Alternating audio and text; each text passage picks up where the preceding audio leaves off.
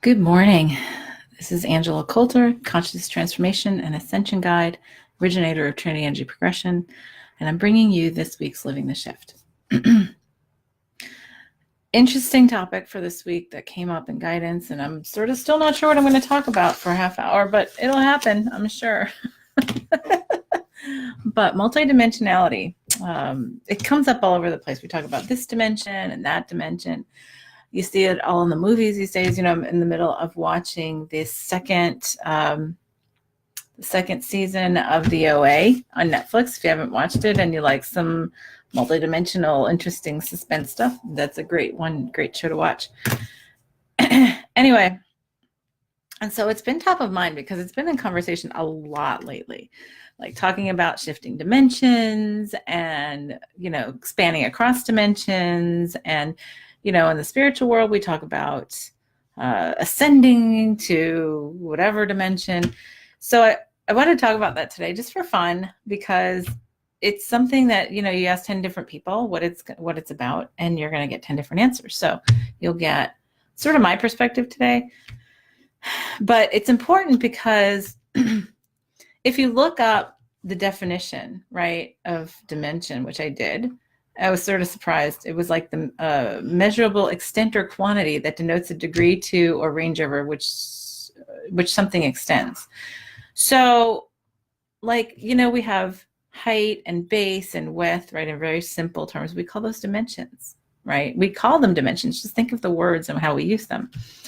And we talk about the second 2D, and we talk about 3D, right, which is second two-dimensional, three-dimensional, 4D, 5D. And so what we've really done in terms of this is how I understand it. What we've really done in terms of this whole multiverse, and that's why we call it a multiverse, is because we have just separated and separated and separated and created different aspects of the whole, as we call it, like, say, divine consciousness, which is what I call it. You can call it spirit, you can call it the universe, you can call it God, you can call it whatever you want. It doesn't matter. You could call it all it is.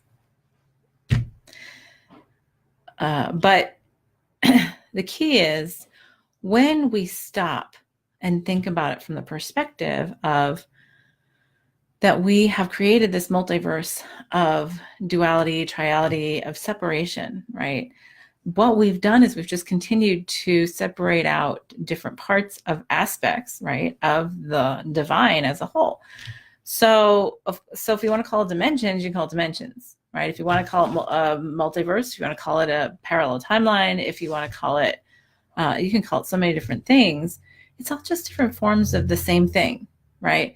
So if we consider ourselves, so like what we tend to do in this particular embodiment, like in the body, is that we tend to manage from the ant view up, right? Because we go into such deep separation and density that we look at the universe, we look at everything around us from the perspective of such a minute piece of separation to the whole being outside of us, versus accepting that we are part of the whole, that the whole is inside of us. And when we look at it from that perspective, all these different elements, dimensions, or whatever of ourselves, right? We even call color dimensional, multidimensional color, and things like that. When we start looking at all that kind of stuff, it's just simply another facet or separation. So we tend to try to put things in a linear aspect and a hierarchical aspect. Is this the first dimension, the third dimension, the 10th dimension, the 20th dimension? I hear these debates that go on all the time. Oh, well, no, we're not going here, we're going there. But the thing is, when we look at it from the perspective of the whole and saying that we are part of the whole already, and the whole already exists, right, of the whole multiverse, whatever you want to call it, all we're doing is we're remembering aspects that we have separated in terms of the exercise of separation throughout the multiverse, right? So when we start functioning through into different aspects that we have forgotten before, you can call it multidimensionality, right? We start to see it from a perspective of separation, but the more we experience it, we remember it as part of ourselves. And that's a really big difference than what we tend to, like I said, we tend to manage from that perspective of the 3D, from the Ant's eye view, and from everything being a separate grain of sand from us, instead of saying, no, I am the whole mountain, and these are different parts of me, right? So we have so many dimensions within ourselves, right? We have multiverses and universes inside of us, inside of our individual bodies.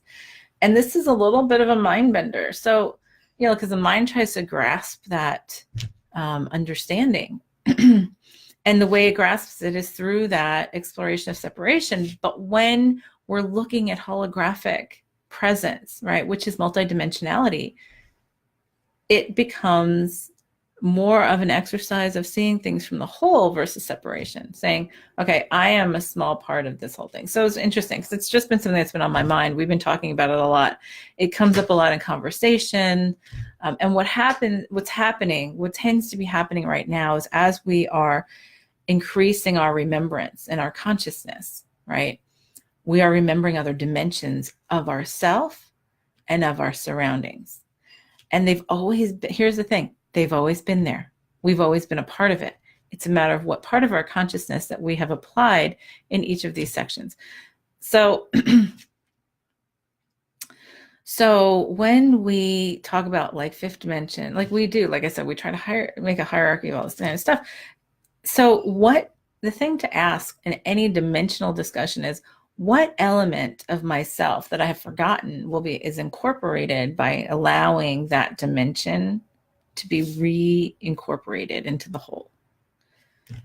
And when we start doing that, we start seeing things in a much more, I call it holographic manner, because, it's sort of like looking at a flat piece of paper, right? So like here, because I doodle a lot, right? So I have a flower that I was just doodling on the phone the other day. And so that's a flat two-dimensional picture, right, of more than 3, 4 or 5 dimensional, several dimensional object, right? And the picture itself is a dimensional picture in itself, like, the ink, the paper, there's a lot of other stuff. You want to really go into minutia. And so we see it and we get it, like, by looking at, okay, it's a flower, right? But then when we, but we understand that when we put in the dimension of depth, of touch, of scent, it's more than 3D. Those are other dimensions. We can talk about the dimension of the different senses that we've created too. And so when we put all that together, that's more of a holographic picture of what that flower is. Now, what if we extended that perception to, this is the fun part. So this is just a totally fun discussion today of like, what if, right? What if we then said, okay, I'm going to allow my consciousness to spread across, to be more of my wholeness. And I'm going to remember all these other dimensions. I'm going to remember, let's say, the fairy realm, right? Which is another dimension of existence that overlays this particular set of dimensions. And like, what does that add in depth to the flower? Does it give it more of a consciousness? Does it give it more of a voice? I realized yesterday, and it's not something I wasn't aware of, it's something I just wasn't like consciously paying attention to, is that I could hear the voice of the elements. Like I could hear, not the voice, the consciousness of the elements. I could hear where was I? Oh, I was just sitting by an open window. I can hear the wind move across dimensions. I could feel light and color that are outside the spectrum of our eyes. I could feel them and sense them beyond what I saw, right? And these are the things of what we start to do. So when we try to put it in a box, right, what happens is, in the past, in the OA, it's funny, they talk about like you can force something into a psychological thing and say, oh, well, that's just, like somebody's having an episode, some kind of, like people think they're going schizophrenic because we put all these terms and boxes and all that kind of stuff around it. But it's really often, I would say, many of those who I have worked with who have been diagnosed with multiple different kinds of disorders are simply have this expanded consciousness that is beyond the limits of what we try to still define things in within our 3D kind of perspective. And then we judge people for going outside those boxes and call them sick, right? And so part of it isn't to cure them. Part of that is to, part of the effort is for all of us to remember how to function throughout them, like beyond, like while we're still present here, we can also see and manage holographically through all that, through the different dimensions, and still, exist here and exist there, like, because we do, right? It's just a remembrance thing. So we think we're trying to attain something, but we're really in all of these places. It's a matter of what aspect, right? Going back to that definition of what a dimension really is like an aspect of something, right?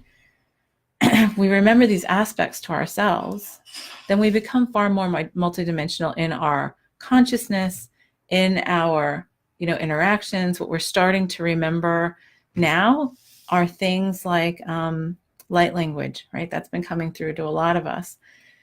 Things like that, which, they might go, oh, that's really kooky and whatever. But the thing is, where does language come from, right? We create, like, it's a form of communication that's from before words, right? And before words is more holographic and incorporated to a much bigger picture.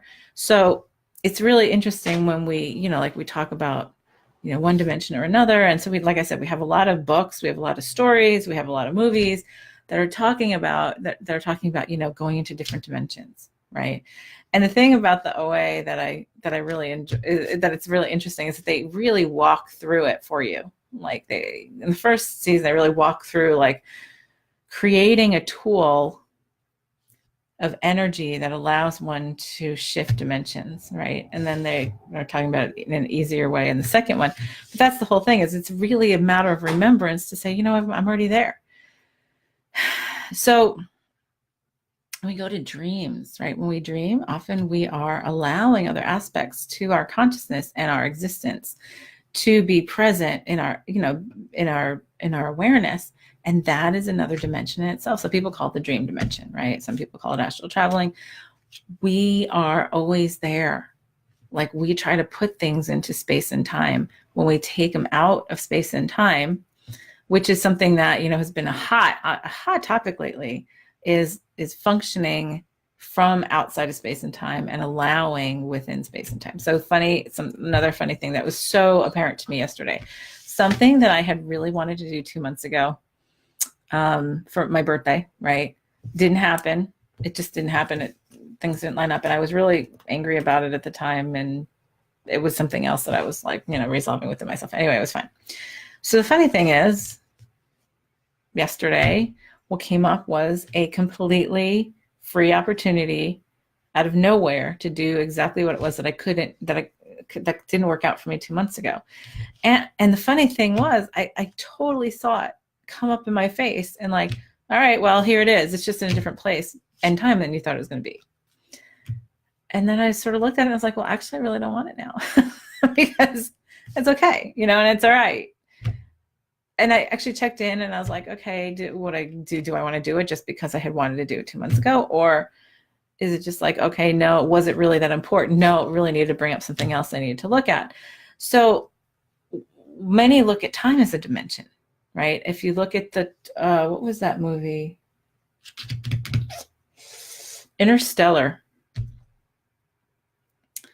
Interstellar was a great movie of looking at time as a separate dimension from, like, there's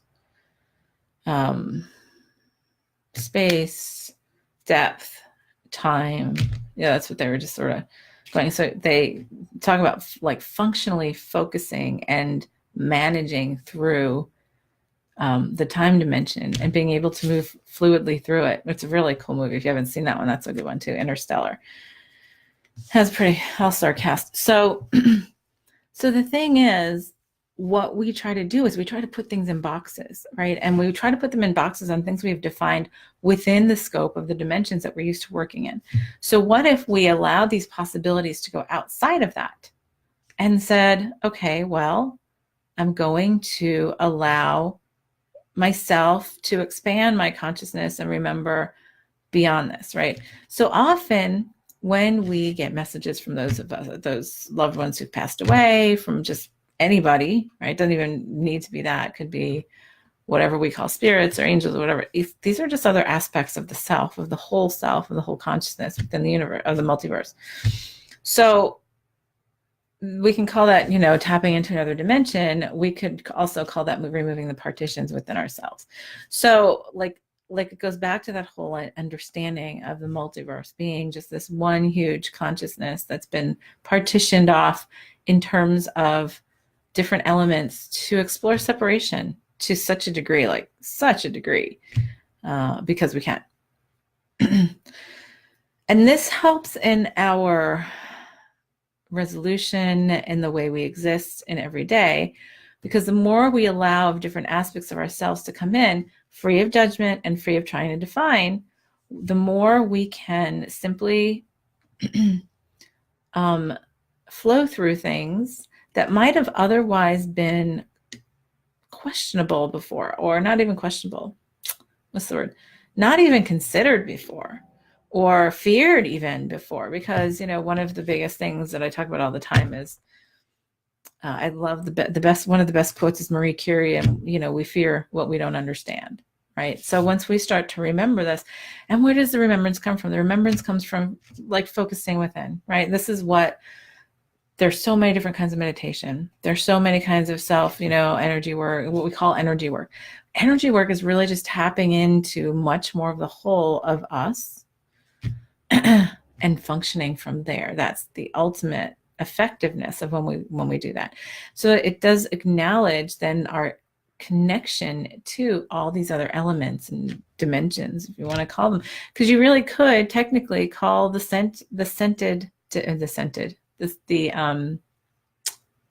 senses all dimensions of themselves too, within themselves too. But so if you just smelled something about this, if you just smelled something, right, you get an idea of what it is. But then if you see it and then you touch it and then you taste it and you can hear if it makes a sound, like how that makes different dimensionality, right? It's like we talk about, and when we talk about different kinds of senses in intuitive work, right? We talk about clairsentience, clairaudience, clairvoyance, I can never remember the other word, did I say clairaudience? Yeah, anyway, the other, we've created what we call supernatural, intuitive skills that are based on the 5 senses that we've created to be a part of this particular existence within the multiverse, which is still very anti-view, because when we get beyond that, right? So then we get beyond that, because here's the thing. If I just focus on seeing something, I can describe it from what I see, right? But when I incorporate the other stuff into it, it becomes more of a holographic picture, right? So this is a very easy way to sort of see what I'm talking about. And and how I explain this to others is, it's sort of like sitting here, right? So sitting here, I can see my surroundings, right? I can feel them around me. I can, and I'm not consciously thinking about this, but I'm in such the practice of existing this way that is just the way that I exist in every moment, right? So I can see what's around me. I can hear any sounds that are around me, right? So that helps me with locality, right, of things that are around me. The sight is a sense of depth of where things are, what colors they are, how it feels, right? So then how the feels are, right, is, so how soft or hard is this, chair under my butt? Or how do the clothes that I'm wearing feel on my body? How does the temperature in the room feel to me in comparison to my body? And, are there any scents? Do I smell any, do I smell anything? What does the air smell like around me? And we don't even think of this often unless it's something that's out of the ordinary, right? Like a smell that's really pungent, or you're really cold and uncomfortable because it's not matching your body regulation, or hot, same thing. Or, it's particularly dark and you can't see anything, because then you feel like, oh no, I've just lost one of my senses to see my holographic surroundings. So now I feel like I'm sort of lost. which is then why blind people and people who've lost one sense like tend to heighten the ability of others. So that's our holographic way of seeing things, or not seeing things, holographic way of experiencing things. So why would we just focus? So to me, that's multidimensional. All of this is multidimensional. And we take it for granted because we allow only the dimensions that are within the range of what our physical bodies have come to be used to experiencing, right? So this is, so when we go into intuitive sensing, right, and we look into multidimensional consciousness, it's a matter of remembering how to access different things that we're not in the habit of accessing. So yeah, that takes a little bit of practice, right? And that's what, energy healing is about. That's what psychic work is about, however you want to put it. It's all about allowing ourselves to connect in beyond what we are used to. It's traditionally in this 3D experience. So how do you use that? Well, like I said, we can start doing that when we go inside in meditation. We start to, first of all, we shut down having to be distracted, because we are distracted. We are constantly calculating and perceiving with all the senses around us, because that's what we become dependent on.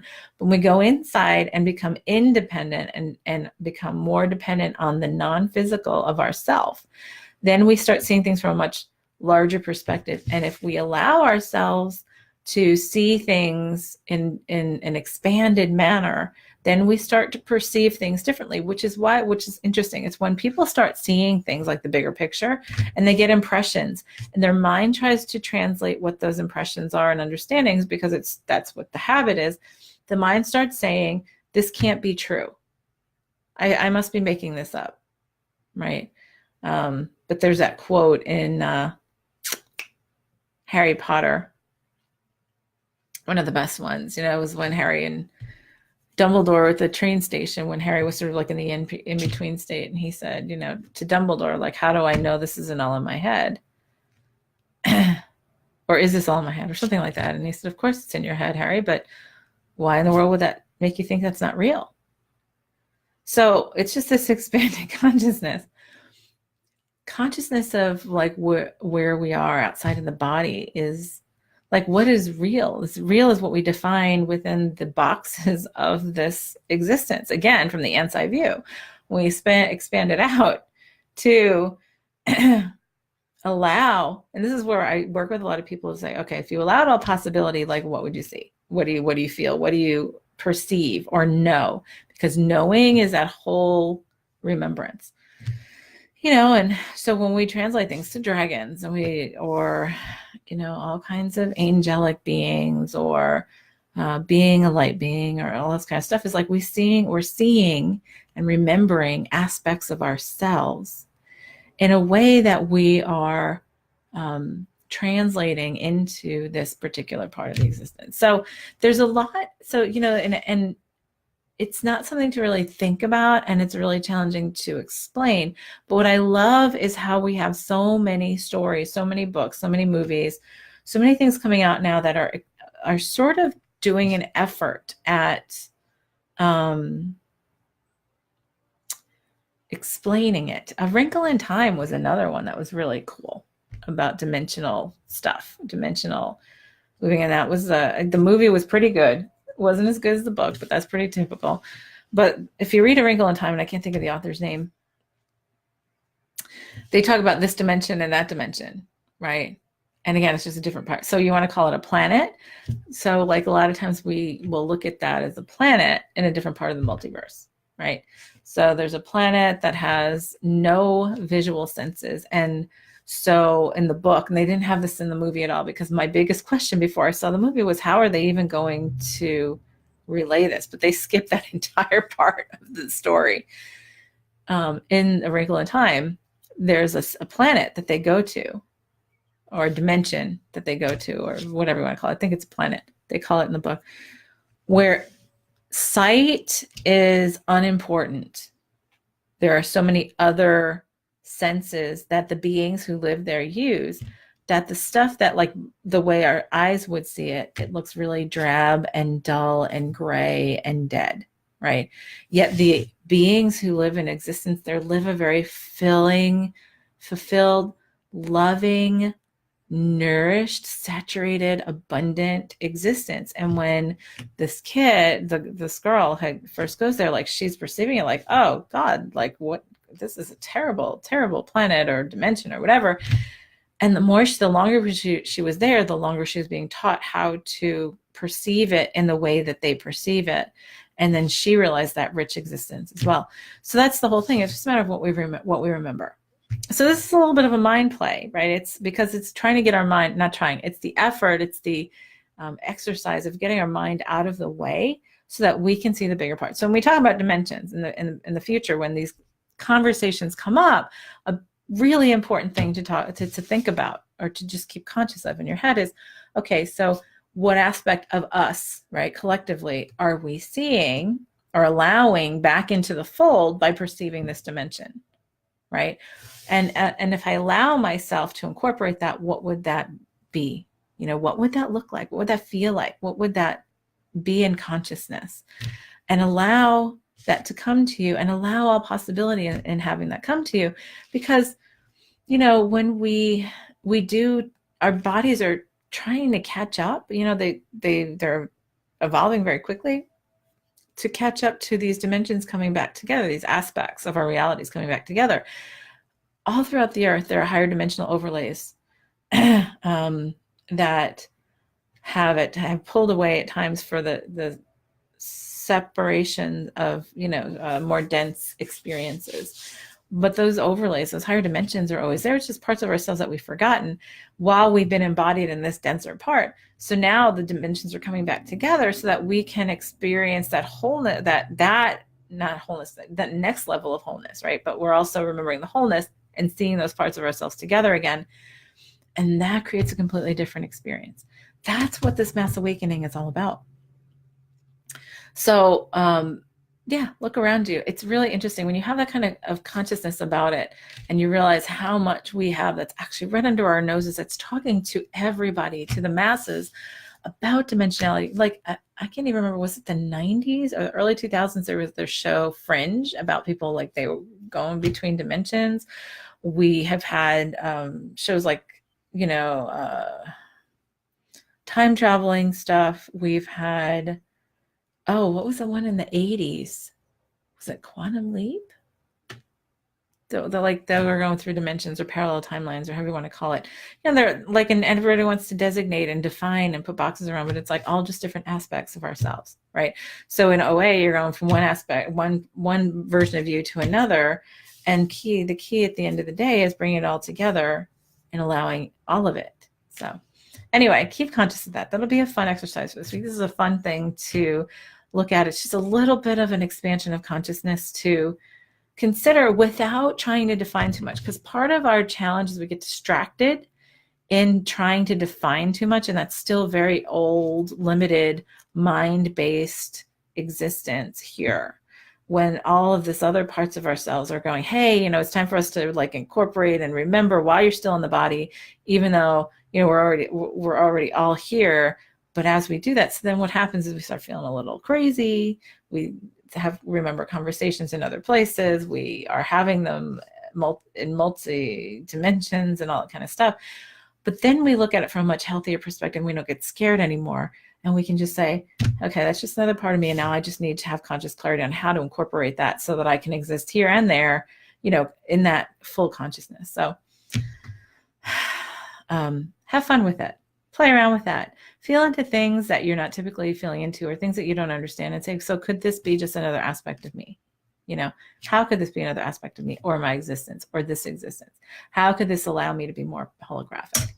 So play with that this week, and thank you for joining. We'll see you next time. This is Angela Coulter signing out with this week's Living the Shift. Have a good one.